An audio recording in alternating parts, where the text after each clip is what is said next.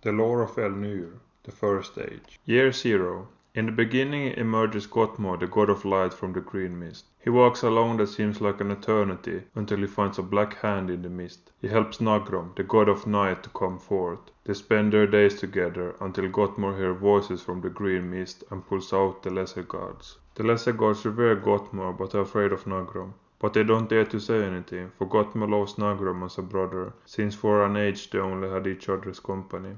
The gods have a shining light that indicates where their strength lays, known as the Surt. Nare, the god of smithing, has his Surt on his right hand and later comes to create the dwarves that share his love of crafting. They have no memories of previous life, but agree that they most likely originate from the same world, as they already understand the same language.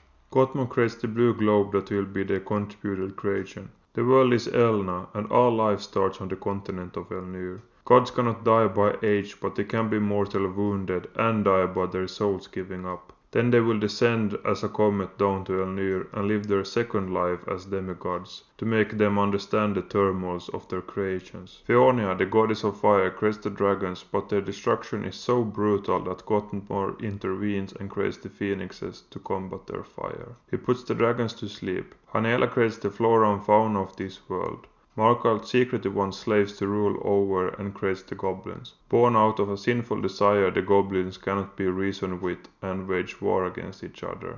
However, the gods were impressed that the goblins could learn speech and thus they were inspired to create mankind. Nare's brother creates man in the god's image, and the gods wanted mankind to have free access to magic as they do. The result couldn't have been more horrible. The humans first used their magic to force the goblins underground, but when their foe was defeated, they started fighting amongst themselves and different clans were created. Year 1. The gods were dismayed and deemed that not all of mankind could be worthy of the magic and stripped away the magic from humans and sealed the magic in magical berries on an island far south. Later that year the dwarves and mermaid are created. Since man and the dwarves were created by brothers, they get along much better. Nagron creates a secret shadow world that is hidden from the other gods. The gods give vision to oracles that can interpret their will to the rest of mankind. Year 3. Nagron, feeling angry and hateful over the gods' joy, goes with a giant hammer to Elna during a feast that occupies the gods. He hits the world with his hammer 2 times. Gottmor, who senses that something is wrong, rushes there immediately. In panic, Nagron takes a bit of the content with his magic and throws it at Gottmor. Gottmor doesn't want any of the planet to be damaged and puts it back gently as an island on Elna. While Gottmor being distracted, Nagron picks up his hammer one last time and swings with his hammer on the globe and flees to the world of night afterwards. Gottmor doesn't know where the world is and cannot follow him. Gottmor explains what happened to the lesser gods, and they discover to their horror that they no longer can interfere with their creation. Gottmor, feeling hurt, declares angrily, "From this day on, until the end of time, I have no brother."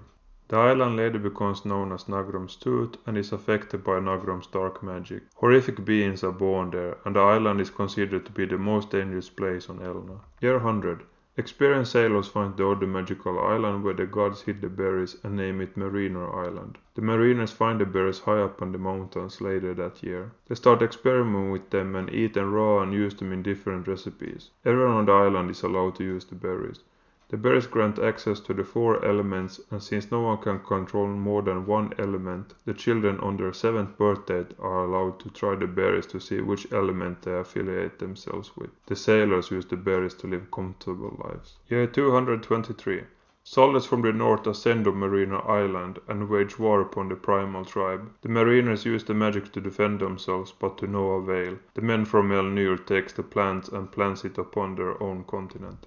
Year 230. Some of the men are so ashamed of what happened at Marina Island that they decide to find other means of casting their spells. They spend all of their time in nature and over the years learn to cast a spell from understanding the nature and the magical animals, but this takes much longer than using the berries and some fail in the studies altogether.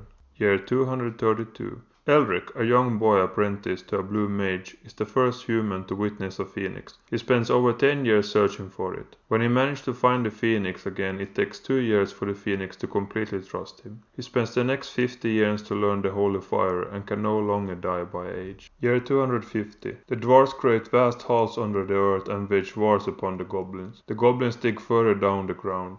outclassed by the dwarves' superior steel, because no one forged weapons and armors like the dwarves. Year 251. The dwarves have a digging competition to elect their leader. Havort wins by a landslide and becomes the first dwarven king. The kingdom of Belria is founded later that year.